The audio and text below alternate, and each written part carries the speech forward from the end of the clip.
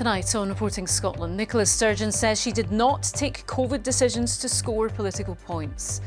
She admits to an inquiry she deleted all her coronavirus WhatsApps and messages and became emotional about her role as First Minister during the pandemic. I was the First Minister when the pandemic struck. There's a large part of me wishes that I hadn't been, but I was, and I wanted to be the best First Minister I could be. Family members of those who died in the pandemic say the former First Minister's image of doing the right thing has been shattered by her evidence. We had full of trust for Nicola Sturgeon and our government at that time. We thought at that time she was doing the best for us. It seems not now that she wasn't doing just as well as we thought she was. Also on tonight's programme, a witness says the man accused of murdering Emma Caldwell went white as a sheet after a BBC interview about the killing. Ian Packer was quizzed about her death in 2019. He now faces 46 charges involving multiple women.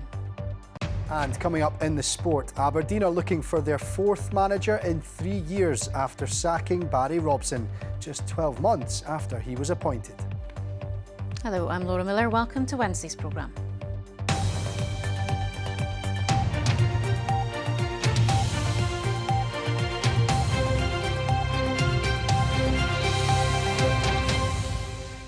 She led the country during one of the most challenging periods in recent history, and during that time she became a near constant presence on our TV screens. It was today the turn of the former First Minister, Nicola Sturgeon, to give evidence to the UK COVID inquiry in Edinburgh. She faced a full day of questions, during which she admitted deleting her WhatsApp messages, denied there was an approach of secrecy during the pandemic, talked of Boris Johnson being the wrong person to be Prime Minister of the UK, and fought back tears as she said a large part of her wished she hadn't been the First Minister at that time. Many of those bereaved by COVID were there to hear the evidence, and we'll have their reaction in just a moment. But first, with today's events, here's our political correspondent, David Henderson. Nicola Sturgeon arriving at this inquiry. She was First Minister through the pandemic, and today she gave evidence on the key decisions and how they were made. But first, was the Scottish Government open and transparent? Ms Sturgeon admitted she'd lost or deleted many of her text and WhatsApp messages, but insisted key points were kept on the government record. In line with the advice I'd always been given since my first day in government probably was not to retain conversations like that on a phone that could be lost or stolen and therefore not secure. But did you delete them? Yes. And as far as the other messages are concerned that you couldn't produce yourself between you and all these others, you deleted all of those as well? In the manner that and after the process that I have set out, yes. As lockdown was imposed across the country, Ms Sturgeon talked of the frenetic pace of government. In an early morning WhatsApp exchange with Chief of Staff Liz Lloyd, she voiced concern on when bars and restaurants should have to close. I'm having a bit of a crisis of decision-making in hospitality, she said, not helped by the fact I haven't slept.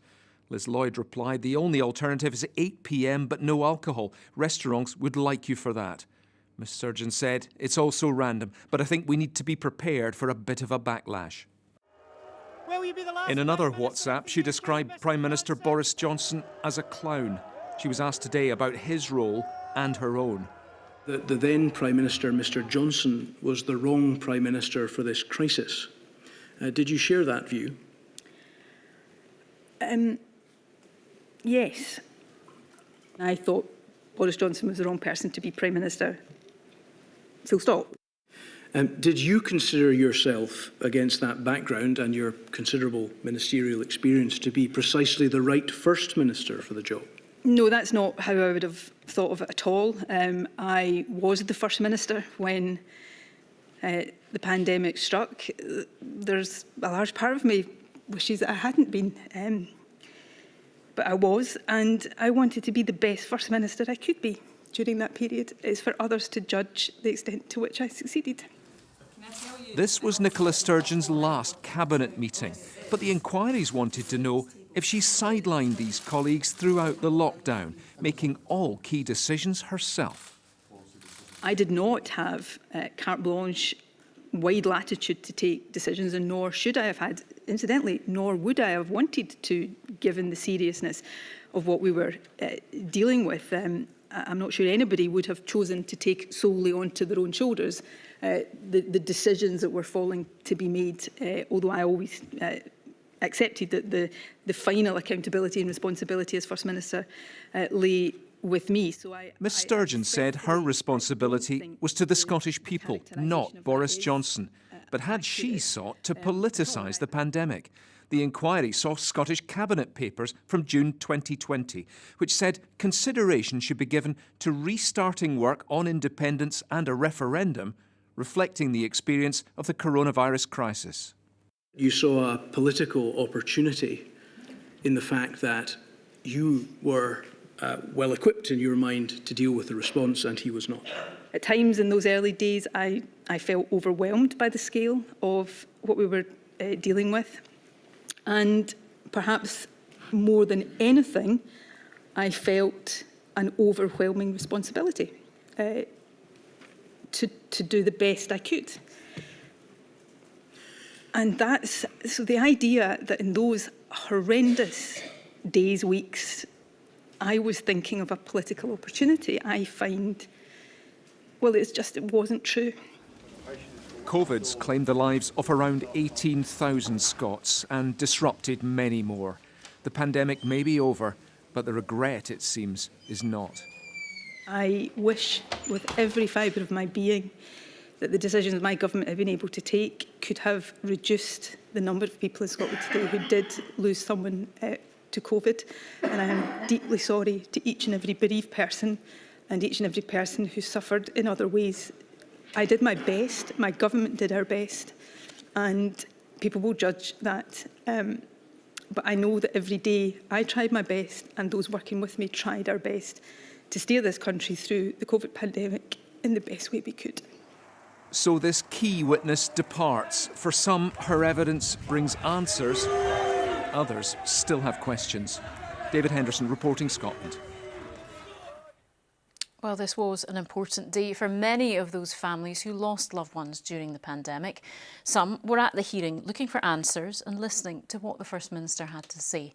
Our health correspondent Lisa Summers reports. If it was an emotional day for the former First Minister, so too for those who'd lost relatives during those hard years. Ms Sturgeon said that she had not had a day off for some months during the pandemic.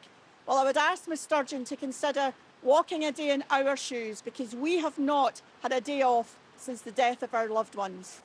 It has been an intense and exhausting 3 weeks for those who came here almost every day, for people like Peter McMahon, who lost his wife, and Lee Dodds, who lost his son. We were full of trust for Nicola Sturgeon and our government at that time. We thought at that time she was doing the best for us.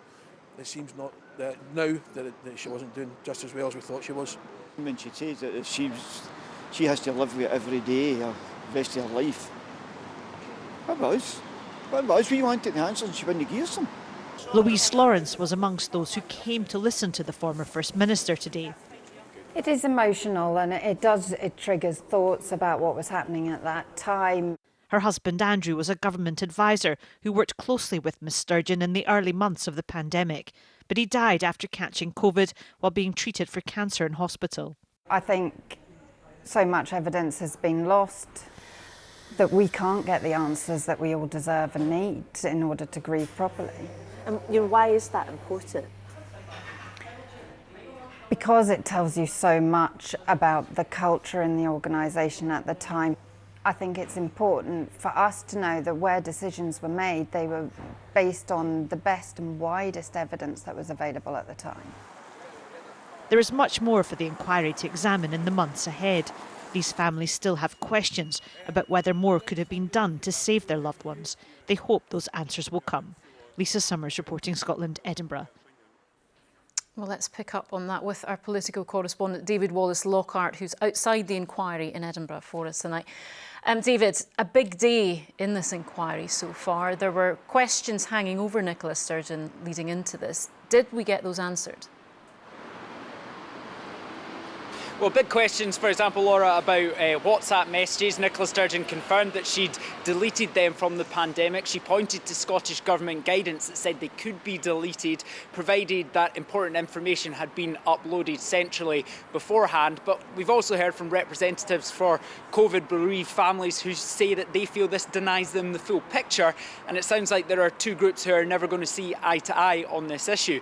Nicola Sturgeon had also faced questions about her leadership style. There were accusations that she relied on a small group of advisors when it came to making decisions. She pushed back against this, stressed that she always sought the view of Cabinet and other ministers before she made decisions.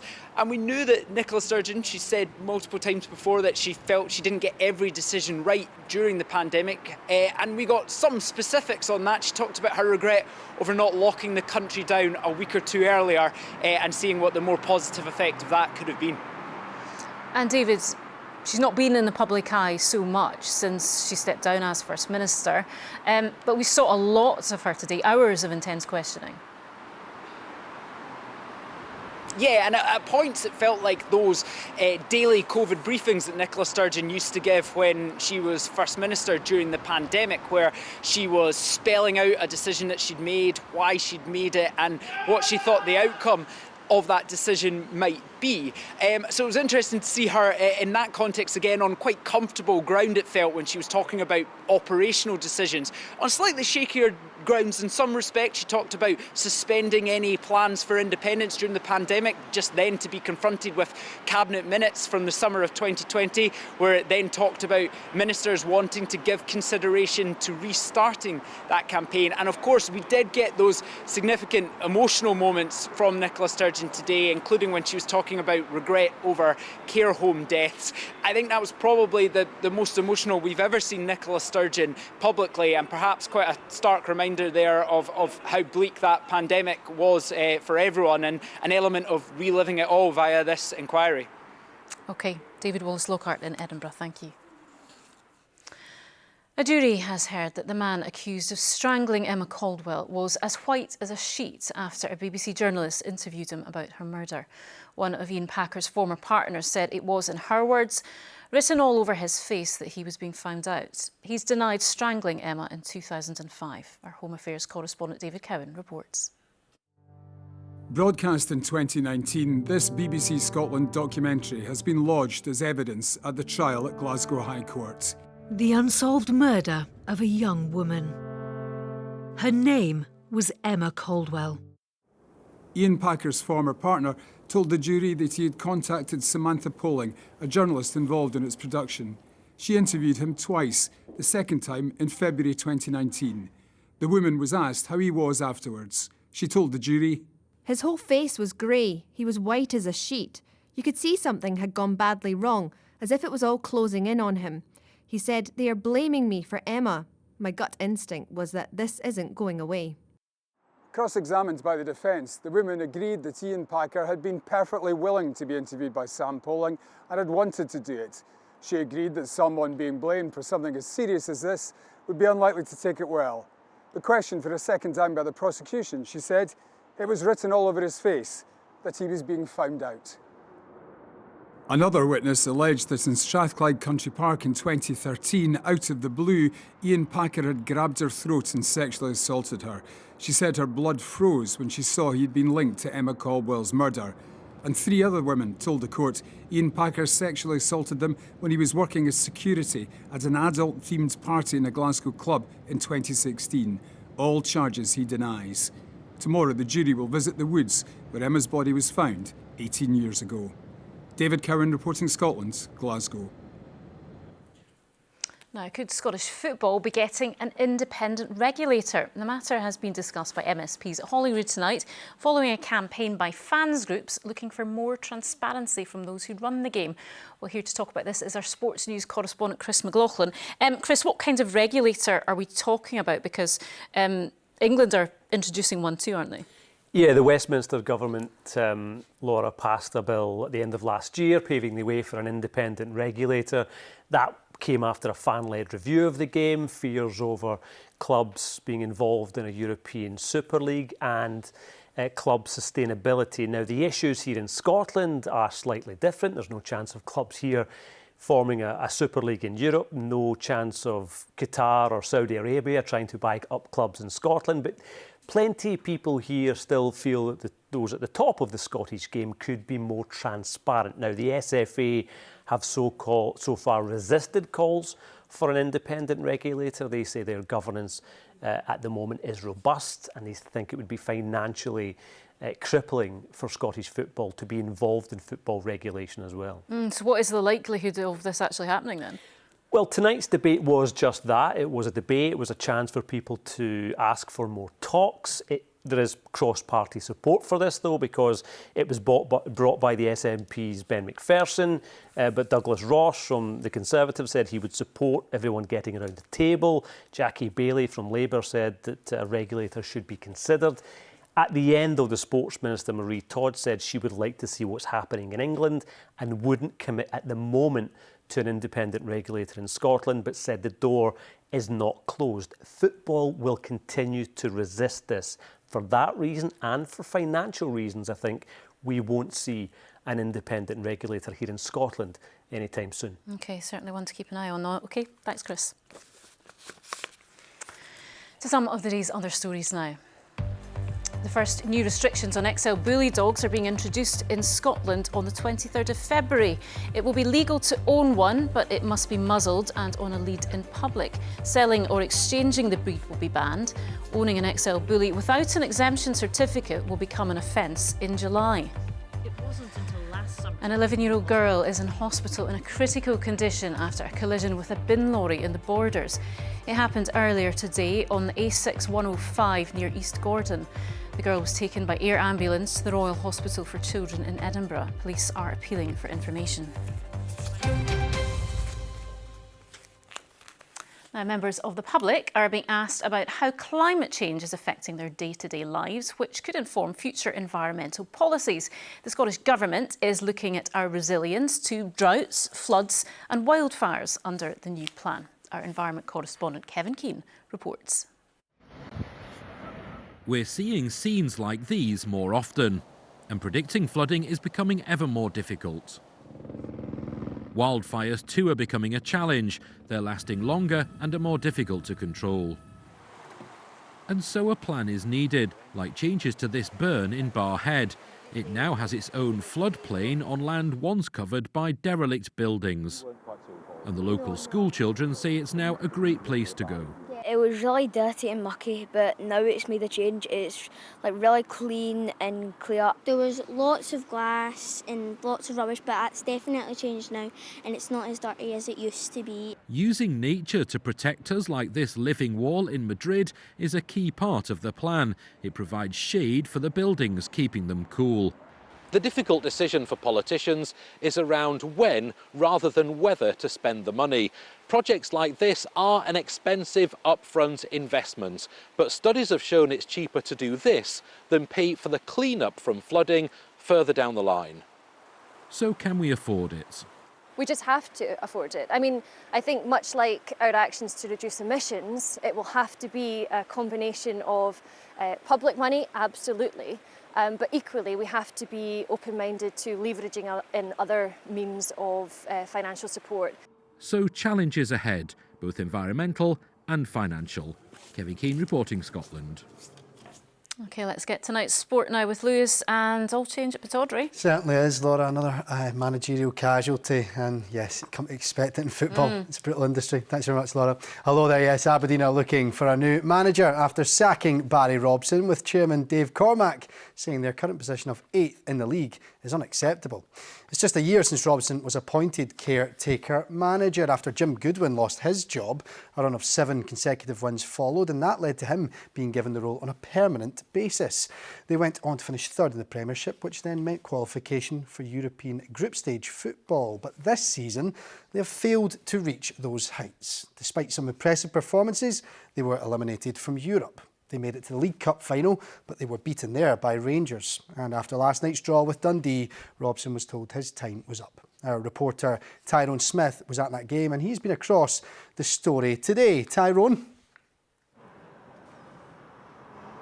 Yeah, Barry Robson's departure was announced in a statement late this morning. He was thanked for the work that he's done, but the chairman, Dave Cormack, he said that the change was necessary and in the best interests of the club. Now, last night's 1-1 draw with Dundee here kind of summed up a season which has seen the Dons win just 6 of their 21 league games. There were really angry scenes at full time as the home support vented their fury towards Robson, and it's the events of last night that have proved to be the last straw for the Pittodrie power brokers, who've decided to act now. Some of the performances were very poor. Some of the results were, even poorer than the performances. So I think when that happens and the unrest is out there, a lot of noise going about from the supporters, banners being held up, demonstrations being talked about, then, usually, and, it's not just Aberdeen, it's any football club, usually when that happens, then the board and the chairman, make that decision. Unfortunately, that decision means, in this case, that Barry's lost his job. Well, a host of names have already been linked with the job, including veteran manager Neil Warnock. But who do the Aberdeen fans want to see next in the Pittodrie hot seat? I would take Neil Lennon, but I don't think a lot of the fans would accept him because he's Celtic connection. But we've got to get it right. With 4 managers in 4 years, we've got to get it right this time. I don't know. I've just said my husband would like always to have a shot, but no. I don't see how they can get somebody better than Barry to at this time of the season. I think we're perhaps already in a relegation dogfight, and it's going to get even worse before the end of the season. Well, first-team coach Peter Leven and Scott Anderson will oversee things in the interim, and they must somehow try and get the players fully focused on the small matter of their next 2 games against Celtic and Rangers. Our reporter Tyrone Smith at Pittodrie, thank you. Okay, now Tony Shaw is one of several Scottish Paralympic hopefuls who are getting set for the start of the Paraswimming World Series in Aberdeen. 150 athletes from 22 countries will be taking part in the event, which gets underway tomorrow. Phil McDonald's been along to see how preparations are going. The road to Paris starts here for some of Paraswimming's top athletes. Aberdeen is the first stop on a tour of 7 countries in the lead up to the Paralympics in August. It's home territory for Tony Shaw. Having tasted Paralympic and Commonwealth success, the 20-year-old Aberdonian is hungry for more. Tokyo was an amazing experience. It was my first Paralympic Games, and I know COVID was going on, but for me it didn't really take away. I loved every moment of it.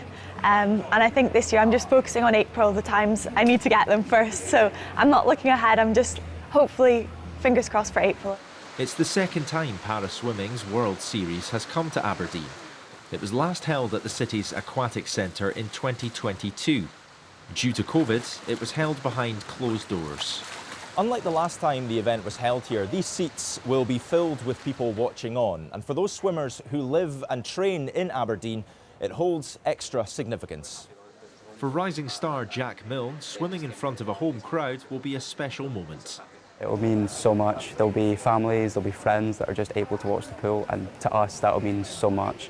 It was quite a shock last year, being it so quiet that all you could actually hear was yourself and your other competitors. I personally find it quite scary, the thought of just your own thoughts and just not having someone cheering you on. So the fact that it'll be like night and day, and that to me will mean so much. Close to 150 athletes from 22 countries will swim here across 4 days. For Paralympic hopefuls, it's a chance to lay down a marker ahead of this summer's showdown in Paris. Phil McDonald, reporting Scotland, Aberdeen. And Laura, before I go, I need to squeeze in some transfer chat, don't I? Hearts have signed attacking midfielder Scott Fraser on loan from Charlton Athletic. Lots of comings and goings Exactly. today. Thanks, Liz. OK, now it's over to Stephen Jardine to find out what's coming up on Debate Night on the BBC Scotland channel later. Debate Night is back with an election year ahead, and tonight we are in Stirling. Our studio audience, when they arrive, will be asking the questions of the SNP's Paul McLennan, Scotland's Housing Minister, Paul Sweeney from Scottish Labour, Alexander Stewart from the Scottish Conservatives, the Times columnist Hugo Rifkind and critic Joyce McMillan as well. That's Debate Night with me, 10:30 on the BBC Scotland channel. Now we must quickly bring you the latest instalment in the search for a monkey missing in the Highlands, and efforts to catch the escapee have been affected by the weather today. The Japanese macaque, which escaped at the weekend, was tracked yesterday by this thermal imaging drone, but it has evaded capture so far. Strong winds meant drones couldn't be deployed today, but keepers at the Highland Wildlife Park are hopeful that the runaway will make its way home soon. And Judith, the weather has been affecting lots of us today, not just escapee monkeys. But spare a thought for the folks on the Faroe Isles. It's 200 miles up the road from us. They saw over 120 mile per hour gusts up there, even higher than that. It's just not an official record. So yeah, storm Mingen. I'm getting it wrong, we'll get it right. Thank you. It had brought those really high winds across northern Scotland with the sunshine after all the rain. Here are some of the gusts that we saw here in Scotland. Shetland seeing the highest gust, 7 to 8 miles per hour there in Lerwick, 77 for Faroe.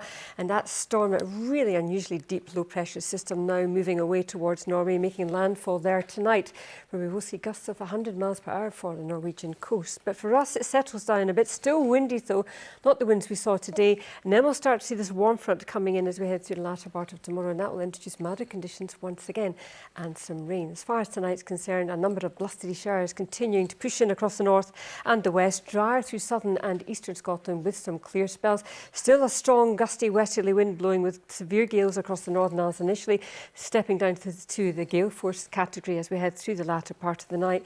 And with shelter from that wind, we could see a touch of frost in the east. It'll be cold enough and a possible risk of icy patches. Largely dry initially for the south and east with some early sunshine, all the while cloud courtesy of that warm front starting to spill in as we head through the course of the day, and outbreaks of rain starting to pep up too across the Northern Isles as we head through the day, and gales never too far away from the Northern Isles over the next couple of days. Cloudy with rain for Caithness, something drier for the east with shelter from that wind across eastern Scotland. You'll start to see those temperatures rising 9-10 Celsius. A wee bit of shelter down towards the southwest from Northern Ireland may bring some brightness, but thicker cloud up the west coast. Outbreaks of rain, the rain starting to pep up across the west and the Western Isles as we head through the day, with strong southwesterly winds driving that rain in, with gales at times over the northwest. That rain sweeping across northern Scotland later in the afternoon and the evening, clearing the Northern Isles later in the night. We're left with a legacy of cloud, rather damp conditions, especially for western Scotland, all the while turning milder. Into Friday, it's a dull, damp start to the day, quite murky in places,